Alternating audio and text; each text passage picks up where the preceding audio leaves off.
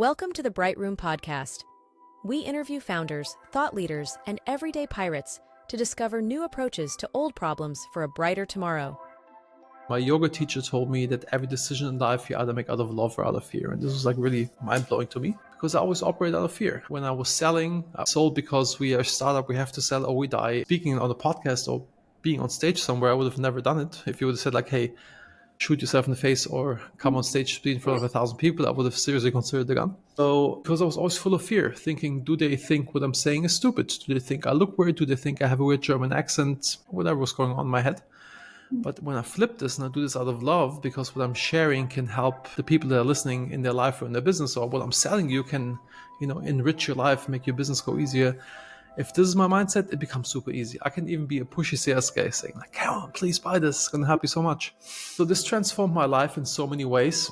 Today we're talking to David Henzel. He's a serial entrepreneur and the founder of, I want to say movement, Love Not Fear. Is it accurate to call it movement? I can live with movement, yeah. I'm sure we're going to speak a lot about different things. I imagine some organizational design stuff, some personal development, and of course Love Not Fear. I would propose to start by maybe you can also introduce yourself and share a bit what is Love Not Fear, how did it come about, and then we can just kick it off from there. So as you already shared, my name is David Henzel. I have a portfolio of companies. I've been an entrepreneur since ever. I never had a job. I went to 14 different schools. I got kicked out everywhere. I was just not a fit for... Sorry, 40? 14, 1-4. Yes, 14. Okay. Definitely circling back to that one. And I dropped out of school at age 15.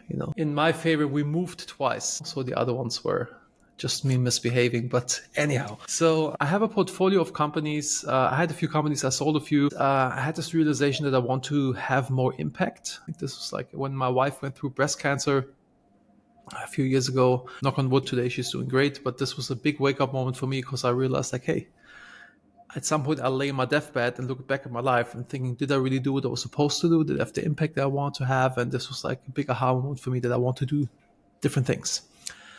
So I thought, what can I do to have positive impact? And I read Conscious Capitalism by John Mackey, the founder of Whole Foods. It was really opened my eyes to have a conscious business, which does not only good by the shareholder, so does not only make the owner of the business rich, but doing good by all stakeholders, meaning suppliers, customers, employees, the planet, community, etc. Then you have the best vehicle to have a positive impact. And this really stuck with me. And I went back after selling my last business. I went back into regular business. I started a few outsourcing companies because I wanted to give as many people as possible a great place to work. I've always been a personal and organizational development nerd. This is what I enjoy doing the most. This is also what Love Not Fear is. We have a self-leadership course and we have an organizational development course or methodologies. Love Not Fear came into my life because I'm a recovering introvert. I used to be super duper introverted. I was very uncomfortable running a meeting with my own team or being on a call with the customers. Always was terrorizing for me. I used to be a Linux system and network engineer. The glasses stayed. I'm a nerd. And I saw a friend of mine keynote speaking at a conference, having a great time doing it, and then networking like a crazy person afterwards. I was like, oh my God, this looks like he's having so much fun and this is so good for business. How do I do this? How do you do this as an introverted nerd? And so I did Toastmasters twice a week, which are public speaking training classes, and I went to 2 networking events per week, and I talked to everybody and their mother and their dog, even though it was very painful. It was okay, next person. Hi, I'm David. It was really extreme, and it worked. So over time it got a little easier, so the shyness faded away. But the real transformation happened when my yoga teacher told me that every decision in life you either make out of love or out of fear. And this was really mind-blowing to me because I always operate out of fear. When I was selling, I sold because we are a startup, we have to sell or we die. Speaking on a podcast or being on stage somewhere, I would have never done it. If you would have said hey, shoot yourself in the face or come on stage, speak in front of 1,000 people, I would have seriously considered the gun. So because I was always full of fear, thinking, do they think what I'm saying is stupid? Do they think I look weird? Do they think I have a weird German accent? Whatever was going on in my head. But when I flip this and I do this out of love, because what I'm sharing can help the people that are listening in their life or in their business, or what I'm selling you can, enrich your life, make your business go easier. If this is my mindset, it becomes super easy. I can even be a pushy sales guy saying like, come on, please buy this. It's going to help you so much. So this transformed my life in so many ways.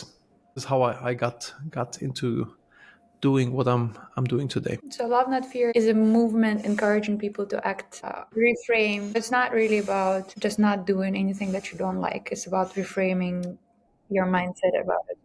Love is abundance, fear is scarcity. If you're religious, you could also say like God is love and the devil is fear. In the Greek language, the devil is the one who separates. So it's like one for individuals to get into this mindset, and also to the self-leadership course. I figured out at some point, if I apply business principles to my personal life, that everything becomes much easier by defining my vision, mission, values, and goals. And I also did this with my wife and my family, which worked wonders. So I think this is like a key aspect. And once you have these things figured out in life, it's much easier to act out of love, not fear, because you kind of deal with the things that are urgent.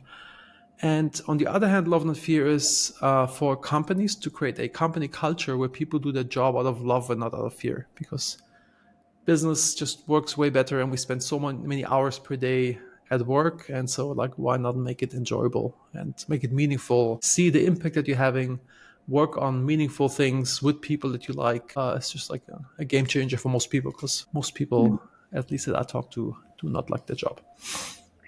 Yeah, likewise. The people that I talk to also don't seem to be too excited about waking up in the morning. Okay, that sounds really cool. But before we continue, I don't know, I'm a curious person, so I always love to understand better the person behind what they do. Tell me more. Why were you kicked out of schools? Oh, it's like plenty of reasons. My parents raised me without authority. So they basically told me, if you want to go to kindergarten, go. If you don't want to go, don't go. Or I smoked a pack of cigarettes a day when I was 12. And even though my mother was a doctor, they were like, okay, we think it's not good. We would prefer if you would not smoke, but we can't stop you from doing it. So I was a free spirit. The traditional fear-based, like, you'll not pass this grade if you don't do this, or I'll tell your father if you don't do this. For me, it was always like, yeah, go ahead, tell my father. And when I turned 15, I started smoking a lot of weed, kind of 20 joints a day. Today, I'm like completely straight edge, no alcohol, no drugs, no nothing, vegan, and super health nut. But back then, I think like this not listening to authority was like the main thing. If I liked the teacher, I had straight A's. If I didn't like the teacher, I most of the time didn't go to class. So I think this was like the main reason for my civil disobedience. It's very interesting. I mean, that's still very progressive even today, but like I imagine before that was like something out of the norm. Yes. Like, where is this coming from? My parents were hippies, and my father and a friend brought Shambhala to Europe, which is a Buddhist religion. So I lived in an ashram for the first years of my life. So I guess this is where the not normal world viewpoints came from. So I guess then that was a very natural thing that you became entrepreneur and never worked for anyone. At some point, I was kind of lost, didn't know what to do with my life. I went to the Arbeitsamt in Germany, which is like the job center, and I read through every possible job. I thought, this is all horrible. I do not want to do any of this. So I became a foreign language correspondent, not with the goal to work anywhere as a translator, but to learn better Spanish and better English. I also met my wife there, which was like a very nice side effect. And a friend of mine said, like, hey, man, you're good with computers. How about we start a business together? I'm like, sure, I have nothing else going on. And we did this, and I found entrepreneurship. So how did you go from 20 joints a day, which is quite impressive just time-wise? Not smoking cigarettes because there was no room for cigarettes. So when did this shift happen? Like when it was 19. Stop? How did you stop? I mean, I just decided like, okay, this is not serving me. I started this foreign language correspondence school, and I thought like, okay, if I want to learn vocabulary and do my homework, then smoking weed all the time is not really helping. And so I bought a big block of very nice type of hashish, and I smoked this over the weekends. Like, okay, now we're done. Also, when I was 24, I stopped drinking because I had a huge hangover, and I felt the way you feel having a big hangover, and I looked into my wallet and saw how much money I spent. I will not do this again. I have a condition called aphantasia, which I cannot create images in my head. So when I close my eyes and I think of an apple or my daughter's face, I see nothing. I also cannot reproduce images internally, but I also cannot reproduce sounds, tastes, smells, or emotions. So I can have them in the moment, but I cannot reproduce them, which goes hand in hand with SDAM, severely deficient autobiographical memory. Kind of everything. My memory is like an Excel sheet type thing where things are noted. Memories for most people are sounds, taste, smells, emotions, and pictures. And which, because I can't reproduce them, it's kind of stored in a different manner. And I think because of this, it's easier for me to just say no to things. So like not stopping weed or stopping alcohol. Like, okay, this doesn't make any logical sense anymore. Or I read, my mother was a doctor. I read in one of the doctor's journals that because of the overuse of antibiotics in the mass production of animals, at some point we will die from stupid stuff because antibiotics doesn't work anymore because things mutate. I thought this doesn't make sense, and I stopped eating meat when I was 18. I'm strange. It's easy for me to say, okay, this is done, and we move on. So you don't have any cravings when you like smell something? No, I think if this is the emotional spectrum, I kind of exist up here. No, I cannot say that I have strong cravings for anything. That's great. I mean, it seems like a perfect condition to be in the moment, like it's presence that's kind of enforced. Yes. Very, very true. To the point when my father died when I was 12, it took me an afternoon to get over this. I just told myself there's nothing I can do. It's nobody's fault. It is what it is, and the only logical thing is to move on. When we found out, my wife was like, "Oh my God, so many things make so much sense." I found out like 3 or 4 years ago. Okay, so you didn't know most of your life? No, just found out. I always knew something's different with me, but now makes sense. Okay. How did you find out? I talked to my business partner, Marit, who is our CTO at UpCoach and another company that I have. He is extremely creative, and he's the best software architect I've ever met. He's also an amazing artist. There's like this picture back there. This is one of his. So he draws super cool stuff. He also composes music and plays lots of instruments. And he said like, hey man, I have a really hard time falling asleep. Every time when I lay down, I think about things we can build. I see pictures that I want to draw, and I hear sounds that I want to compose into music. And I'm like, what are you talking about? So I just did not know that this is possible. Then he's like, of course I can see things in my head, and of course I can hear things. And I was like, what? And so I Googled it, and I found an article called Aphantasia, Living with a Closed Mind's Eye. And I got the guy who coined the phrase in 2014. I had him on my podcast. I really nerded out hard on this topic. It was like so mind-blowing to me that people perceive the world so differently. Yeah, it is mind-blowing. Okay, so how many companies did you have since you started? Currently I have like 10 or so, depending on how you look at it. We have like 500-600 employees or so in the companies. What were some of your hardest learnings that you've made across these companies? How you do one thing is how you do everything. We had a business partner who was like extremely overweight and also doing extreme substance abuse. And I think if certain things in your life are extremely out of whack, other things in your life are also out of whack. And he started having an affair with his wife's best friend, and had like this crazy divorce battle, and this like negatively impacted the company. He started like taking money from the company and like crazy stuff. I think this was like a really big learning. How you do one thing is how you do everything. So especially when you look for partners, this pattern recognition has been always very helpful. I heard about this phrase from a yoga teacher, and that was also like one of those light bulb moments for me. It can also work the other way around. So how you do one thing is how you do everything, but then you can start from some small things, and then that can change some of the bigger things that you do. Yeah, I agree. If your closet is tidy, your desk is tidy, most likely the work that you're doing is tidy, right? It's kind of like goes both ways. Yeah. You said that you're an organizational design nerd. I guess so. I've been always decently good at creating like great cultures in my companies. And I'm also good at managing myself out of companies. So I'm just like not in the day-to-day. I have like people who are running companies. I'm just like acting as a coach, I'd say, for these companies. So if we just start with the creating cultures in the companies, I mean, you've never worked anywhere else. So was it like intuitive for you to... Yeah, it was intuitive. At some point, I read EOS, the Entrepreneurial Operating System. Completely blew my mind that stuff like this exists, because all the things that they talked about, we figured out with a lot of blood, sweat, and tears, and like figuring it out as we really need core values because of blah blah. So this was my first interaction with like a framework, and I was like completely mind blown because I've been working, figured all these things out by myself with a lot of blood, sweat, and tears. Tell me more about it. Do you believe there is some perfect organizational design? Okay, I thought so. But are there some fundamentals that will work I'd in say there? so. I think alignment is super important.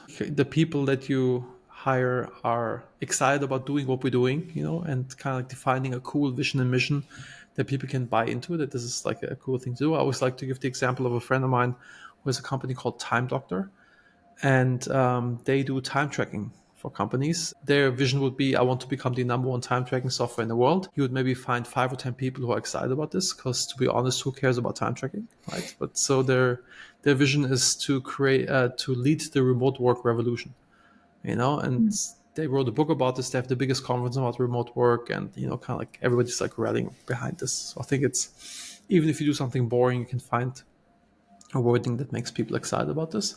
Another thing that's really important for me is transparency. Actually, let's start first with trust, kind of implementing trust and taking off the mask and being real. That's why I like doing the lifeline exercise, where you share the highs and lows of your life with the other people in your team. I think that's really crucial, because then it's not Stephanie from marketing or Michael from accounting. It's Michael, who also lost his father when he was young. It's Stephanie, who also overcame depression. And this kind of just like humanize it and make a stronger connection.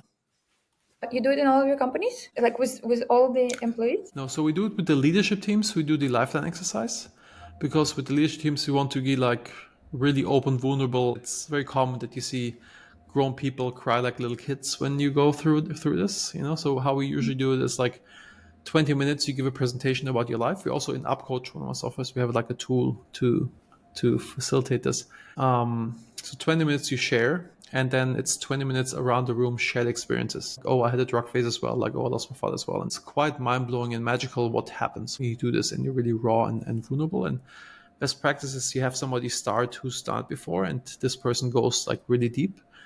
And then the next person ideally follows and tops this, because then it's kind of like the tone is set. We had it often that we had like one retreat here. We have a retreat center here in Bodrum where I live.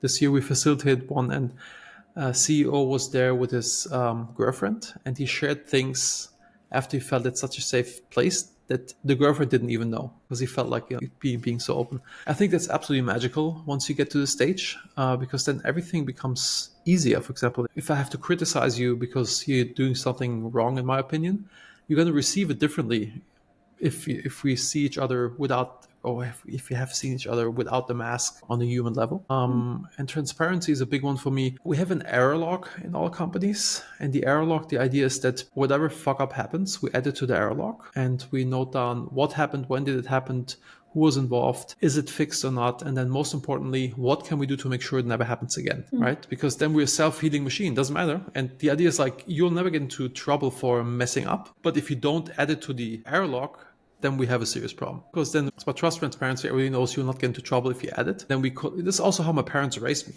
I could come home and had done the craziest shit possible, and then they're like, oh, wow, okay, let's see how we fix this. It was like their response, which was very refreshing. I was never scared to tell my parents anything. They were like my allies, my friends. And I want to have like the same culture inside of my companies, that people are not scared of me as the founder, or, it's like really eye level, and we're in this together. We're all here to help each other. Okay.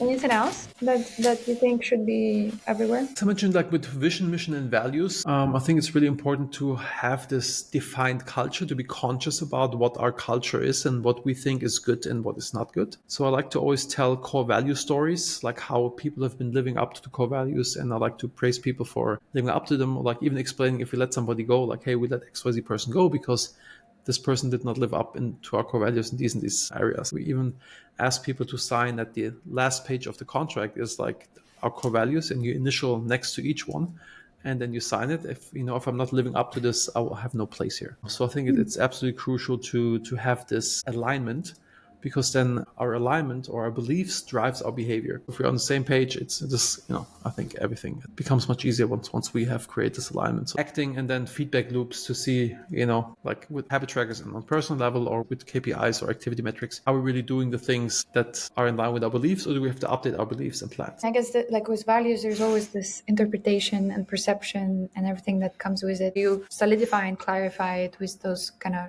showcasing those stories. Is there anything else that you do, or are there always so many stories? It always depends. Again, it's like there's no perfect system. I do this mainly together with a friend of mine, Evan Gobdell, who has also a portfolio of companies. We kind of pool together the tools that have been working for both of us, and we kind of like, this is how our org dev system is evolving right now.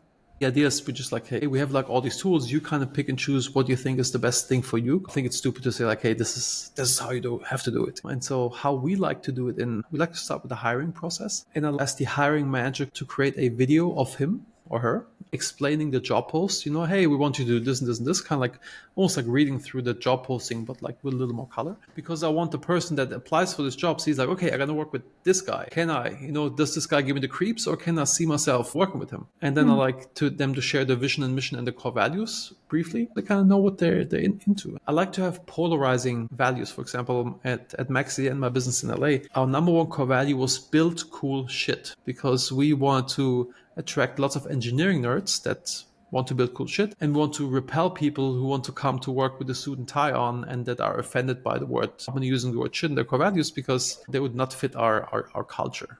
I think companies are in three stages. Either you're like a guerrilla warfare, military, or police. Guerrilla warfare is like small startup, nimble, or it's a little bit chaotic and kind of people figure things out by themselves.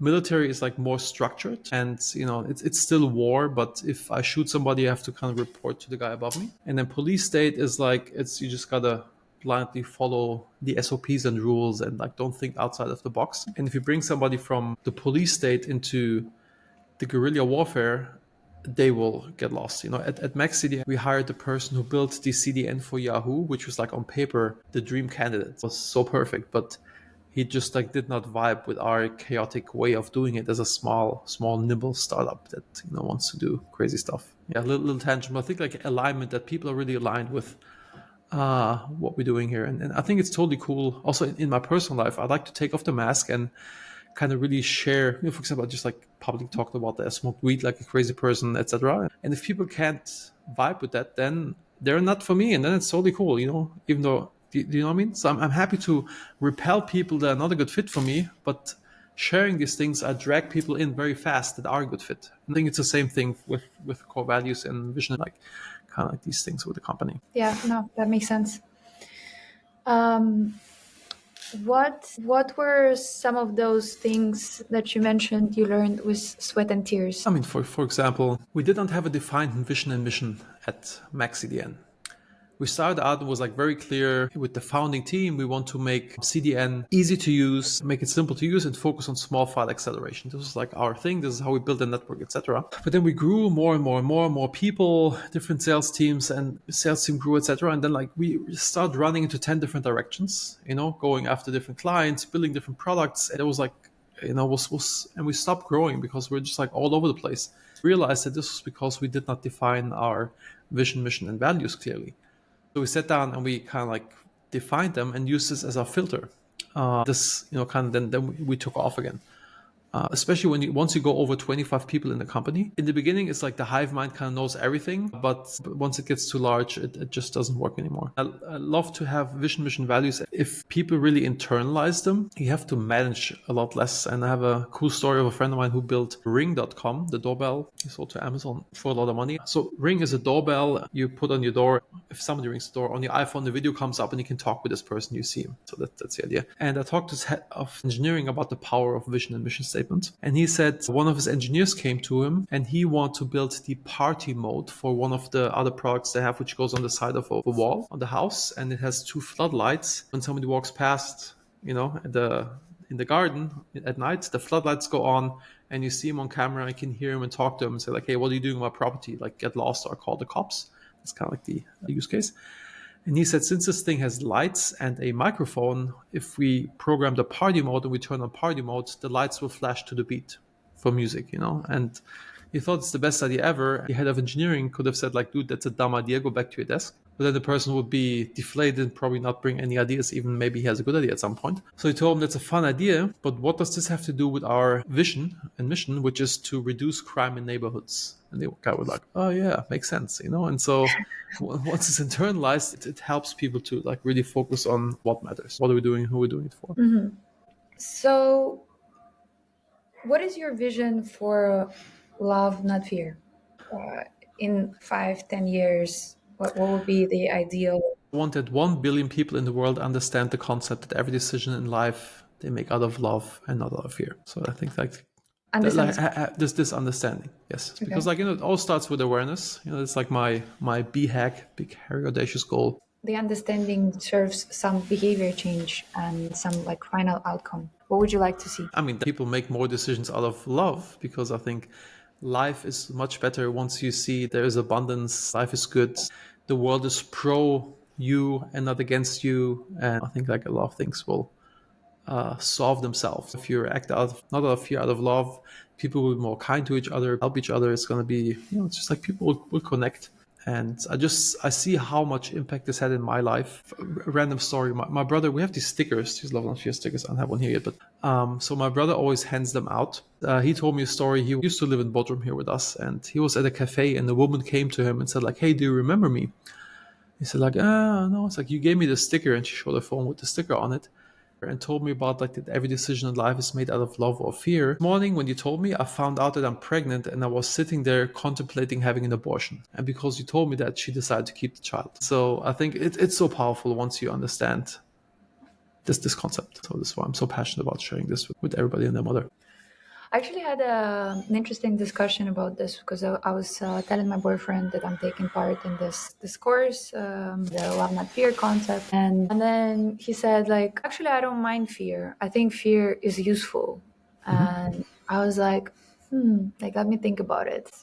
I guess fear can be useful. I was just remembering when I quit my job and I was trying to make my living as a freelancer. And there were a lot of things that I didn't like doing, that they were like deeply uncomfortable for me. And there was this positive thing that was motivating me. I felt that I'm able to utilize my skills much better. I was much more excited about growing in this context and developing the skills that I chose, basically, rather than those that were chosen for me. And somehow it was not enough.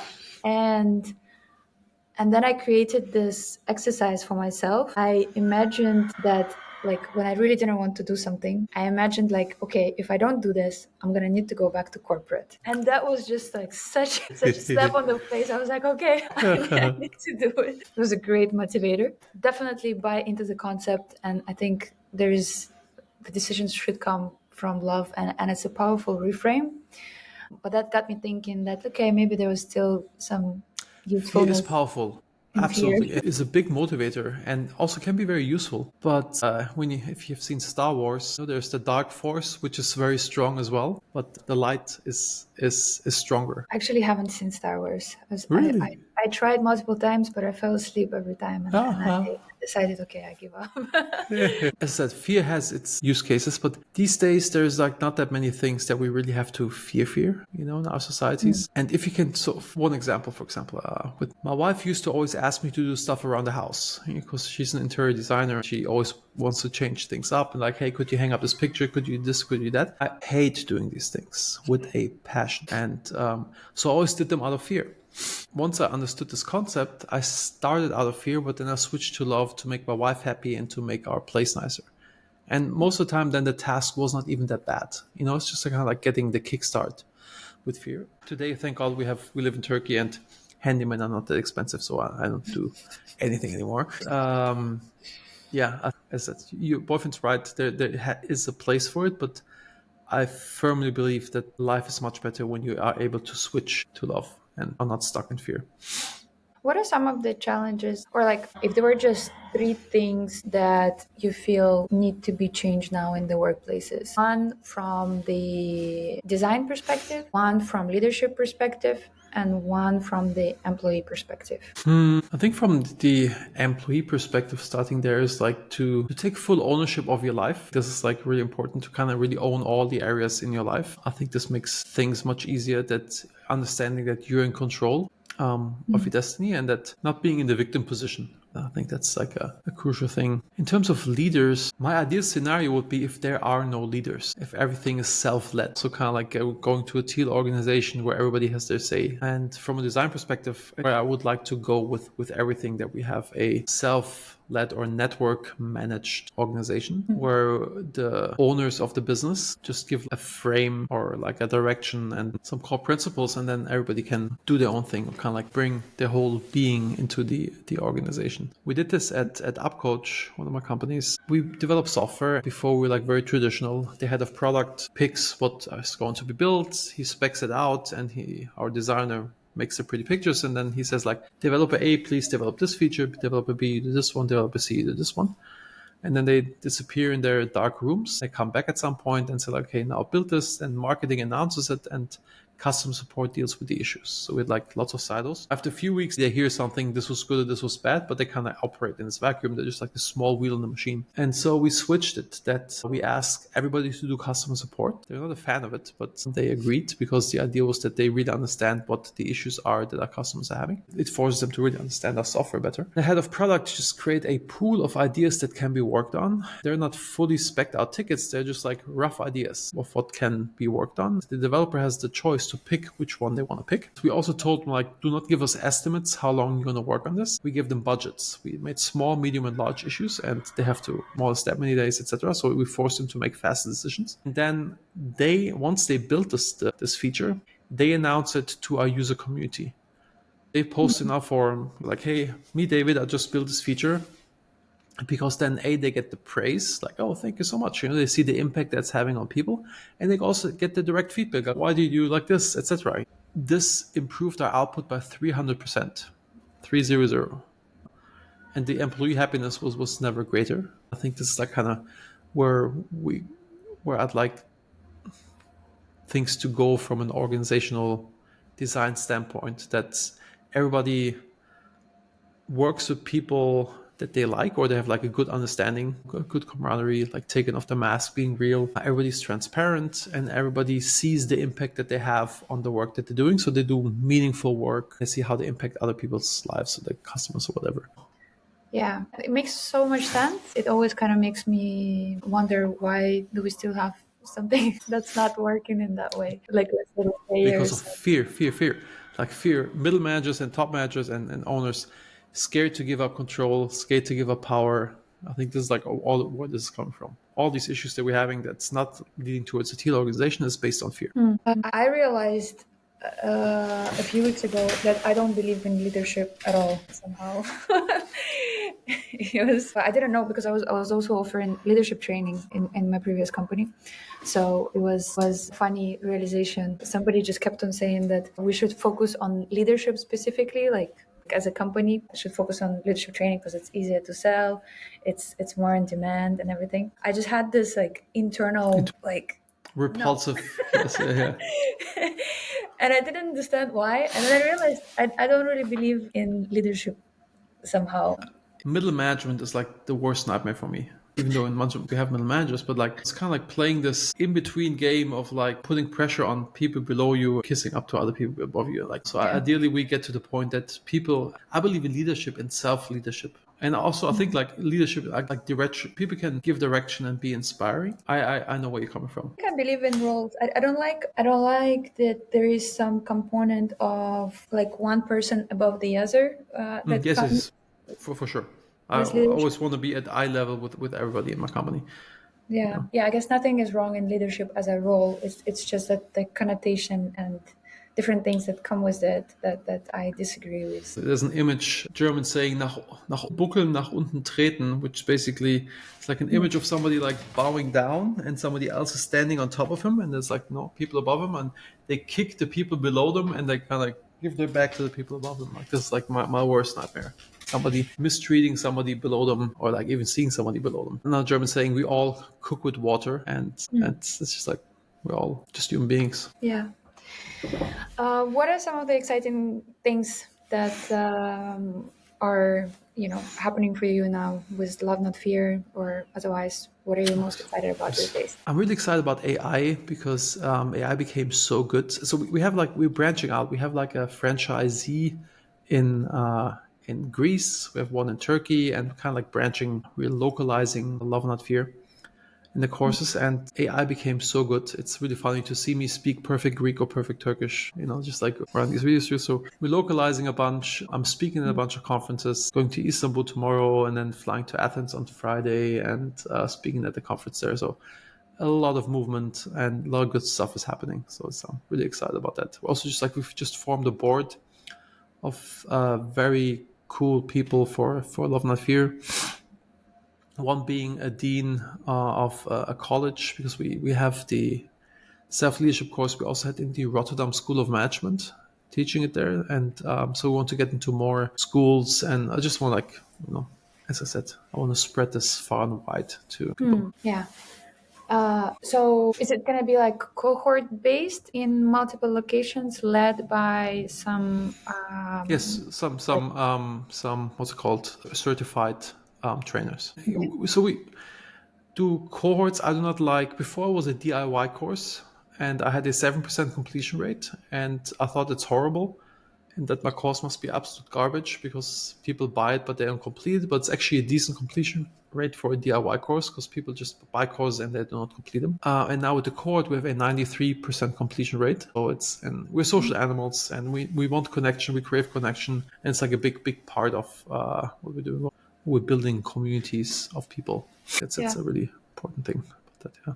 Yeah, makes sense. I've built on a lot of online courses somehow, although I'm very driven, but it's not the same. You really get so much more out of it if you interact with others. Okay, any other final thoughts, anything that you want to share? Yes. Please go to loveandfeel.com and take the assessment. It asks you a bunch of questions, and it will give you scores in different areas of your life, how you're doing, and which is in all these areas. It will give you a bunch of insights on how you're leading your life right now, what you may want to improve. I think it's really valuable 7 to 10 minutes that you can spend. Yeah, I took it. I subscribe. It's a great assessment.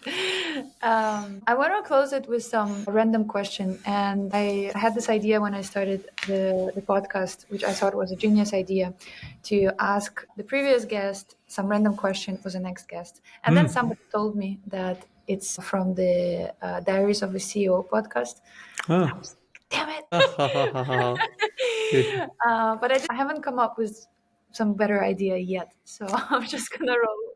You have a question from a previous guest? Yes, I have a question from a what is previous guest, which actually that episode will not be aired for some conflict of interest reasons, unfortunately. But the question is there. And the question was, what does your space, what does your room tell about you as a person? I mean, I guess how you do one thing is how I do everything. What my room tells me about this. Everything's is fairly organized and clean and on point. So I think this is what your room tells others or yourself about you. If it's messy in your room, or if my closet is messy, I know that other things, other areas of my life are messy, and I start cleaning up my room or my closet. Was it always like that? During my extreme wee times, I lived with my mother and my grandmother. And my grandmother did an amazing job, like just picking up after myself. So it was always very orderly, but I had nothing to do with it. And I guess like now we have people, a cleaning lady who lives with us. So it's not my doing again, but I like it orderly, and I keep things very organized. Yeah. Thanks so much, David. It was a pleasure talking to you. Wait, do you need a question for the next guest? Right. What's your question? Do they have a defined vision and mission for themselves? And if it's not the case, in which areas of their life are they often acting out of fear? Love it.